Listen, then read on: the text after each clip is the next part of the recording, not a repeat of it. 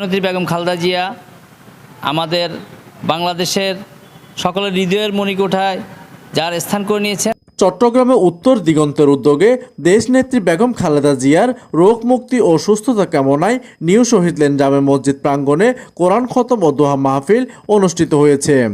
উক্ত দোয়া মাহফিল পরিচালনা করেন সংগঠনের সাধারণ সম্পাদক মোহাম্মদ আব্দুর রহিম সজল ও নিউ শহীদল্যান্ড জামে মসজিদের খতিব মাওলানা মাজহারুল ইসলাম আনোয়ারি।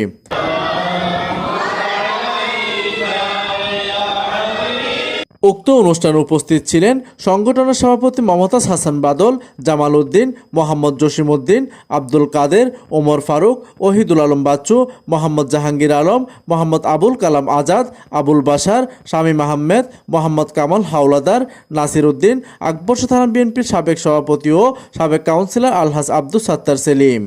এইদিকে উত্তর দিগন্ত সংগঠনের সাধারণ সম্পাদক আব্দুর রহিম সজল গণমাধ্যমকে বলেন, উত্তর দিগন্ত একটা সেবামূলক প্রতিষ্ঠানের পক্ষ থেকে দেশনেত্রী বেগম খালেদা জিয়া আমাদের বাংলাদেশের সকলের হৃদয়ের মণিকোঠায় যার স্থান করে নিয়েছেন, তার অসুস্থতার জন্য আমরা কোরআন খতম ও মিলাদ দোয়া ও মাহফিলের আয়োজন করেছি। এইদিকে দোয়া ও মিলাদ মাহফিলে আরও উপস্থিত ছিলেন চট্টগ্রাম মহানগর বিএনপির সাবেক কুটির শিল্প সম্পাদক নুরুল আকবর মিয়া কাজল, চট্টগ্রাম মহানগর স্বেচ্ছাসেবক দলের সাবেক সহসভাপতি শহীদুল্লাহ বাহার, আকবর্ষ থানা বিএনপির সাবেক যুগ্ম সম্পাদক মোহাম্মদ আনোয়ার হোসেন, ওয়ার্ড বিএনপির সাবেক সিনিয়র সহসভাপতি শামসুদ্দোহা মাহমুদ, সাবেক সাংগঠনিক সম্পাদক নূর বক্স মিলন, আকবর্ষ থানা বিএনপির সাবেক সাংগঠনিক সম্পাদক ফজলুল হক মাস্টার।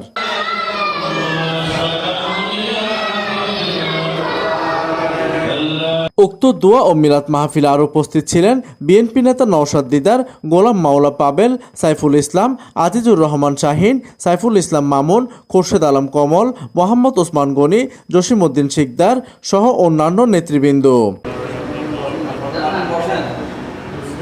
প্রতিনিধি কামরুল হাসানের তথ্য ও পাঠানো চিত্রে ডেস্ক নিউজ, দিগন্তের বার্তা 24, চট্টগ্রাম।